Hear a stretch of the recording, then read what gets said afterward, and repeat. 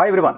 మామ నువ్వు మంచోడివి, లౌక్యం తెలియదు, అందరినీ మంచిగా హ్యాపీ చేయాలనుకుంటున్నావు కాబట్టే ఈ సొసైటీ నిన్ను మంచిగా వాడుకుంటుంది. నిన్ను ప్రతి ఒక్కడు చీప్గా చూస్తున్నాడు. ఇప్పుడు నేను చెప్పబోయే లక్షణాలన్నీ నీలో ఉన్నాయి అనంటే నిన్ను ఇంకా ఎవ్వడు కాపాడలేడు. వీలైనంత తొందరగా మార్చుకో. నంబర్ 1, మీరు నలుగురిలో ఉన్నప్పుడు చిన్న చిన్న చీప్ విషయాలకు రియాక్ట్ కాకండి. ఈ అలకదక్కువ విషయాలన్నింటికీ రియాక్షన్స్ ఇస్తూ మాట్లాడుతూ ఉన్నారంటే గనక మీరు అందరు లాంటి వాళ్ళే అనే విషయం అందరికి కన్వే అయిపోతుంది. మిమ్మల్ని చీప్ గా చూస్తారు, మీ మీద జోకులు కూడా వేస్తూ ఉంటారు. నంబర్ 2, నలుగురిలో ఉన్నప్పుడు ప్రతి దానికి అనవసరంగా పగలబడి నవ్వకండి. 100% చీప్ అయిపోతారు. నువ్వేమో నీ మంచితనం, నీ అమాయకత్వంతో అందరినీ హ్యాపీ చేద్దామని చెప్పేసి నవ్వుతా ఉంటావు, వాడు హ్యాపీగా ఉండాలని. వాడు నిన్ను తుప్రిగాడిలాగా లెక్క కడతాడు. అవసరమా చెప్పు అధ్యక్ష? అండ్ మూడో విషయం వచ్చేసి, ఎవ్వరికి అంత టైం ఇవ్వకండి. అది ఫంక్షన్ కానీ, మీటింగ్ కానీ, ఒక పార్టీ కానీ, మీరంటూ కొంత టైం ఇస్తానని టైం షెడ్యూల్ చేసుకోవాలి. అంతే టైం ఇవ్వాలి. అంతకన్నా ఎక్స్ట్రా టైం ఇచ్చావా, అవసరం లేకున్నా కూడా నువ్విచ్చిన ఆ ఎక్స్ట్రా టైంలో పాలిటిక్సే మాట్లాడచ్చు, వాళ్ళు రిలీజనే మాట్లాడొచ్చు, ఇష్టం వచ్చినట్టు మాట్లాడొచ్చు. నేను లైట్ గా తీసుకుంటారు, అతి చొరవ తీసుకుంటారు, మీ పైన జోకులు వేయడం కూడా స్టార్ట్ చేస్తారు. ఇక నీ ఇష్టం.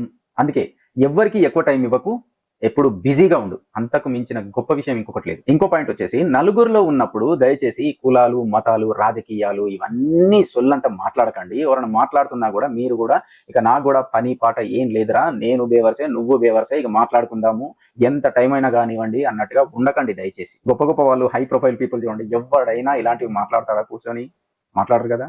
ఎందుకు? మనకి ఎక్కువ టైం ఎక్కువ అయిపోయిందా? నీకు టైం ఎక్కువ అయిపోయినా, నువ్వు ఫ్రీ టైం ఎక్కువ ఉన్నా పర్లేదు, నువ్వు అక్కడ నుండి వచ్చేయాలి.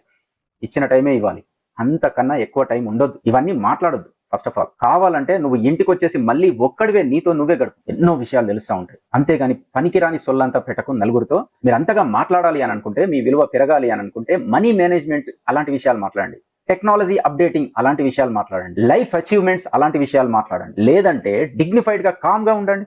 ఏం పోతుంది? పనికిరాని చెత్తంతా మాట్లాడితే, ఎవరికి ఉపయోగం లేని చెత్తంతా మాట్లాడితే ఖచ్చితంగా మిత్రమా చీప్ అయిపోతావు. ఒక్కటి గుర్తుపెట్టుకోవాలి, మౌనంలో ఉన్న శక్తి చాలా చాలా చాలా గొప్పది, చాలా పవర్ఫుల్ అది. అందుకోసమే నలుగురిలో అవసరమైతేనే మాట్లాడండి. మరో విషయం, అప్పటికప్పుడు నలుగురిలో ఉన్నప్పుడు అప్పటికప్పుడు సెంటర్ ఆఫ్ అట్రాక్షన్ గా నిలవాలని, ఎవరినో ఇంప్రెస్ చేద్దామని, ఎవరినో నవ్వించాలని, ఎవరి దగ్గర గొప్ప పేరు కొట్టేయాలని దయచేసి నటించకండి. తెలిసిపోతూనే ఉంటుంది, అందరికి తెలిసిపోతూనే ఉంటుంది. అప్పుడు మరింత దిగజారిపోతావు, వాళ్ళ దృష్టిలో మరింత చీప్ అయిపోతావు. డిగ్నిఫైడ్ గా ఉండు, కాస్త కామ్ గా ఉండు, అన్నిటిని అబ్జర్వ్ చేస్తున్నట్టుగా ఉండు. ఎవరైనా ఏం మాట్లాడట్లేదు ఏంటి అని అంటే, వింటున్నా, మీరు మాట్లాడుతున్నారు కదా, జస్ట్ వింటున్నా అనండి. చాలా విలువ పెరుగుతుంది. ఎందుకో తెలుసా? గొప్ప వాళ్ళు ఎక్కువగా వింటారు, టైంపాస్ బ్యాచ్ ఎక్కువగా మాట్లాడతారు. కాస్త ఆత్మగౌరవంతో, సెల్ఫ్ రెస్పెక్ట్ తో ఉంటే చాలు, ఎవరైనా కూడా 6 అడుగుల దూరం నుంచే నిన్ను సంబోధిస్తారు. ఏమన్నా మాట్లాడాలన్నా చెప్పాలన్నా కూడా అంత దూరం నుండే నీకు రెస్పెక్ట్ ఇస్తూ ఉంటారు. ఉన్నది ఒకటే జీవితం, ఎవరి దగ్గర చీప్ కావడానికి కాదు. చాలా డిగ్నిఫైడ్ గా ఉండండి, సీరియస్ గా ఉండండి.